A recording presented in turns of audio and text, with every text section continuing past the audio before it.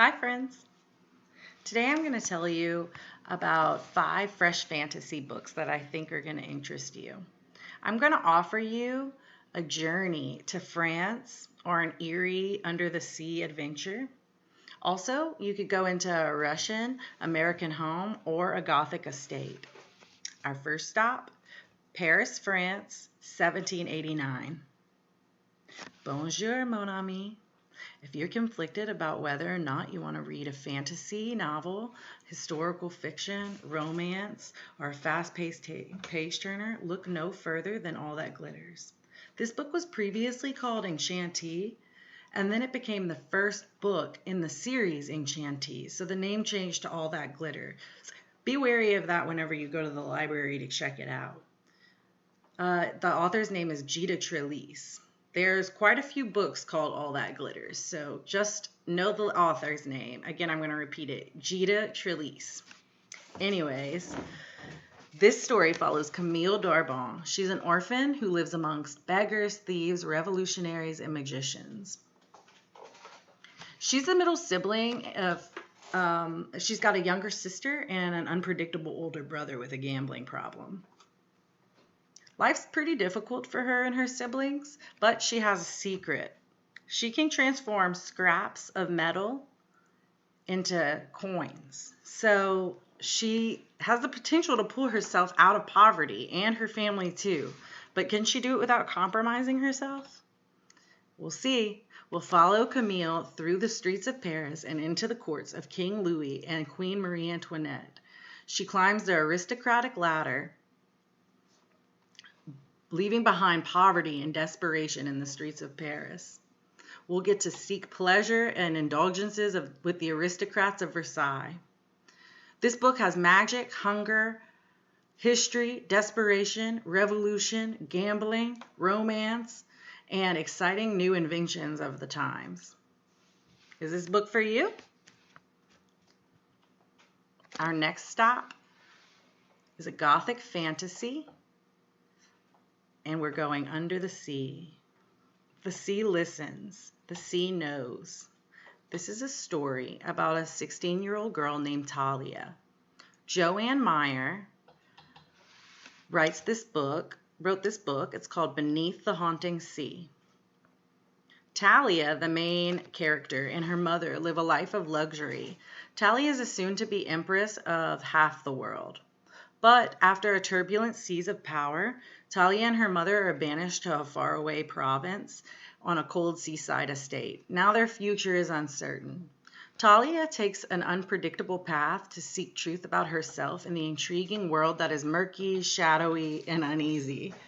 Critics of this story say that The Haunting Sea is going to excite anyone who is a fan of Tolkien and Middle-earth. If you love mythology, the imagined world of Middle-earth, magic, family secrets, and romance, you're going to really like this story. Next up, Salem, Massachusetts.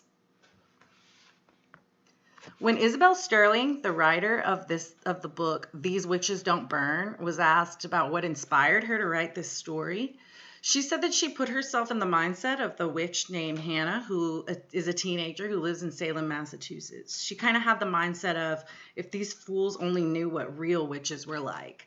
So that's how she moved forward with her story. She said it came on pretty organically, and readers agree that it's natural and heartfelt and has a lot of different twists and turns, including mystery, horror, sexuality, and it's a contemporary tale.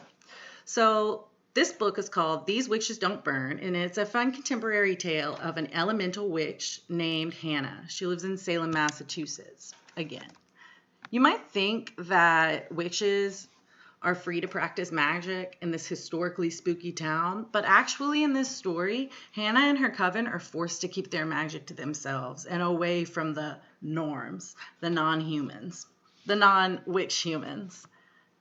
So Hannah deals with her life pretty normally. She's got usual teenage problems, breakups, parties. She deals with being grounded. She lives a relatively normal life. She works in a candle store, and that's where she kind of thinks about if they only knew. She spends most of her time trying to avoid her ex-girlfriend, and she goes to dances and hangs out with her friends. But one day, there's evidence that there's dark magic blood witches around town. It starts becoming more and more prevalent, and she thinks that they might be out to get her. So, what's the difference between an elemental witch and a blood witch, you might want to know? The difference has to do with intentions, the elements, and dark magic.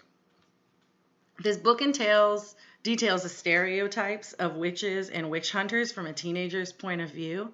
Readers love the believable reactions and emotions that Hannah finds herself in. So it's not really cheesy. She reacts naturally. If you're looking for a book that involves altercations with the supernatural world, paranormal activity, paranormal adventures, teenage social dilemmas, and relationship drama, this book is for you.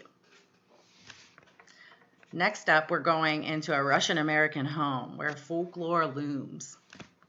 Folklore is a traditional belief and customs and stories of a community that are passed down from generation to generation by word of mouth. So how much is true and how much each person takes from it and how it's interpreted can be a little difficult. So how can a person distinguish truth from fiction? The Wise and the Wicked by Rebecca Podos goes into these questions. So if you're in the mood for some girl power mixed with folklore, magic, and contemporary relatable characters, look no further. This book features fantasy, LGBTQ themes, paranormal activity, and magic. It is a detailed and well-written with aspects of folklores and fairy tales. The main character is Ruby Chernovatsky. She's a Russian American who has heard many stories passed down from her family. These stories talk about how they have powerful women who were shunned out of Russia and they had to flee to America centuries before. They were pushed out of Russia for their magic. They once possessed great magic and they could do things like cheat death and remake lives. But many years ago, the story got misconstrued. And now Ruby doesn't know what's true or what's not, and she sees most of it as just folklore. That is until she finds out that there is a little bit of power left in the women members of her family, and actually they're all able to foresee their inevitable deaths. So she goes along thinking that when her time comes, she's going to see her inevitable death. It's going to be her destiny. She doesn't have very much positive outlook on life. That is until her aunt dies and it isn't the way that they foresaw it. So now she's really torn. The story delves into family history and myth. Can fate be changed? Are all things predetermined? Ruby and her cousin Cece are determined to find out if their destinies are actually destined. There's multiple side characters with different genders and sexualities. This book is really contemporary. It has complicated family dynamics, family history, death. It's pretty deep. If you like folklore with magical realism, this is a good book for you. We're going to A Dark Place. If you're craving an old story, a dark traditional tale with a contemporary twist, you need to check this story out. Within These Wicked Walls, written by Lauren Blackwood, is an Ethiopian-inspired retelling of the Gothic story Jane Eyre. It sounds pretty crazy, but it's critically acclaimed. It has creepy settings, a black girl heroine, magic, and romance. This book is fast-paced, it's an easy read, and there's lots of twists and turns along the way. Passion lurks the pages. Andromeda is the main character. She's an exorcist who's hired to cleanse houses of the evil eye.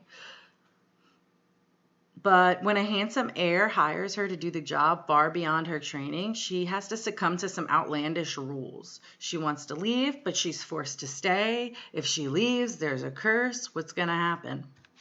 This book is good. That's it. Okay, friends, I hope that you found a book that I described that piqued your interest. I'm going to read out the titles one more time, and then I hope that you have a good day. So the first book that I described is called All That Glitters by Gita Trelease. The second book is called Beneath the Haunting Sea by Joanna Meyer. The third book is called These Witches Don't Burn by Isabel Sterling. The fourth book is called The Wise and the Wicked by Rebecca Potos.